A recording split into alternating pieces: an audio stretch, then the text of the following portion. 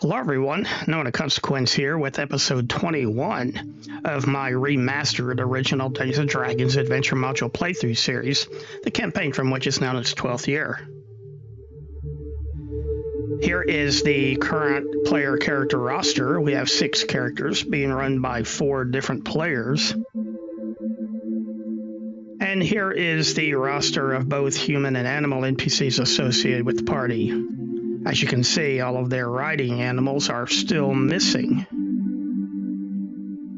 Where we left off last time, the characters were exploring dungeon level 3 of the temple, and they had found a flight of stairs leading a short distance down, but it ended in an iron door with no handle or keyhole on this side. So they decided to just turn around and leave it for now. Characters next found another short flight of stairs, and this one led to a trapezoid-shaped room with 4 doors lining the walls. In the center of the room was a cold fire pit and a large gong. The room was empty, but torches mounted on the walls were lit, so the characters assumed that there must be someone nearby. Just as the characters chose a door and were about to open it, the door opened from the other side first. Obrak and Aramis were in the front rank and found themselves confronted by a huge bugbear. Another bugbear could be seen just behind the first.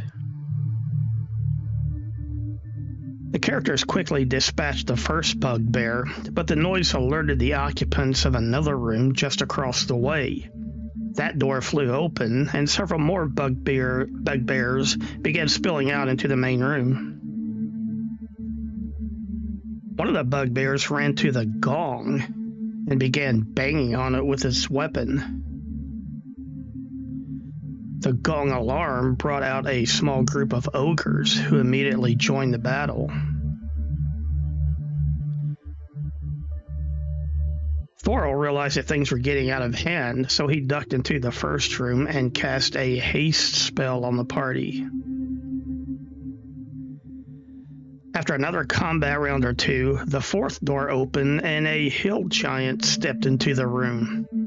He carried a huge club in one hand and a small boulder in the other. The giant threw the boulder and inflicted a lot of damage on Obrak, as you can see by his health bar pointed out here. So he and Aramis quickly closed with the hill giant to engage him in melee. Niobe had a bit of bad luck and rolled a fumble while battling an ogre alongside Thorol. Meanwhile, Aramis and Obrak finally defeated the hill giant. Unfortunately, the hill giant had a pet warg, which now had to be defeated as well. As you can see, Obrak came close to dying from the warg's attacks, but eventually the last of the monsters was defeated.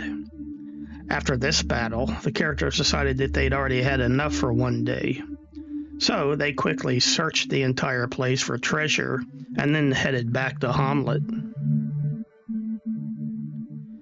Back at the Welcome Wench, Elmo invited himself to sit in while the characters used one of the private side rooms to inspect their latest haul of loot. Next day, the characters returned to the temple's 3rd dungeon level. They soon discovered a circular room filled with statues of monsters, each of them guarding a treasure of some sort. The room itself was illuminated by strange blue glowing torches. The characters began gathering up the treasures, convinced that the statues would animate at any moment. However, nothing like that happened. The only bad occurrence was that one of the treasure items was trapped, but even that was a minor incident. However, the characters suddenly realized that the torchlights themselves were living creatures and the actual guardians of this room. They were extremely difficult to hit, and their attack consisted of an electric shock. They were, of course, will-o-wisps. After the characters finally defeated 2 of the wisps, the others retreated. but not before they had inflicted damage and material loss on the characters through their electrical shock attack. The characters next found a room which was equipped to serve as a prison/torture chamber. The place was currently empty, and not wanting to become occupants themselves, the characters quickly moved on. Next, the characters found an 8-sided room in the form of a sunken pit, almost 20 feet deep. A narrow wooden platform at floor level circled the pit's perimeter, and suspended from the ceiling was a hinged, spring-loaded ladder, which could be lowered to the pit's floor. It functioned like a fire escape ladder or an attic ladder, if you're familiar with those. Obrak and Varys circled the platform, while Niobe and Garrett rode the hinged ladder down to the pit's floor. Niobe remained on the ladder's last rung so that it would not snap back up to the ceiling, while Garrett began exploring. Once Garrett was actually in the pit, he realized that it was covered entirely with metal, probably bronze. In the north wall of the pit, Garrett found a dark chamber filled with bones. Varys and Niobe went over to help Garrett investigate, while Obrak took over the job of weighing down the ladder. Suddenly, an Umber Hulk ran out of the darkness from the south, where apparently another chamber lay concealed. However, instead of attacking the characters in the pit, the monster ran straight for the ladder and began climbing it. Of course, Obrak was blocking the Umber Hulk's way, so it began attacking him. Obrak was forced to defend himself while still clinging to the ladder, which was awkward. Niobe ran over and began attacking the monster from behind, and Garrett ran to the opposite end of the pit chamber, planning to shoot the thing using his bow.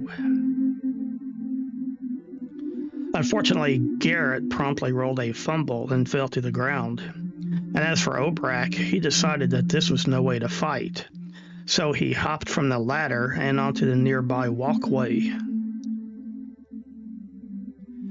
Aramis ran out onto the walkway and began attacking the creature, while Obrak began using it to circle the room. His plan was to come around to the other side and attack the Umber Hulk from that direction. Meanwhile, Varys cast a mirror image spell on himself, and after that, a floating disc spell. He then stepped up onto the floating disc so that he could engage the Umber Hulk in melee. However, now that the ladder was clear, the Umber Hulk had other plans. It clambered the rest of the way up the ladder and onto the dungeon corridor landing at the far left side of the room. Thorol was convinced that the thing was coming to rip him apart. However, the Umber Hulk ran right past Thorol and disappeared into the darkness to the south. With the monsters gone, the characters took time to thoroughly search the entire pit area, and they did in fact find some treasure which the monster had hoarded down here over the years. Alright, well that's all for now. Thanks for watching. If you enjoyed the video, please hit the like button. If you can, leave a comment and let me know what you think.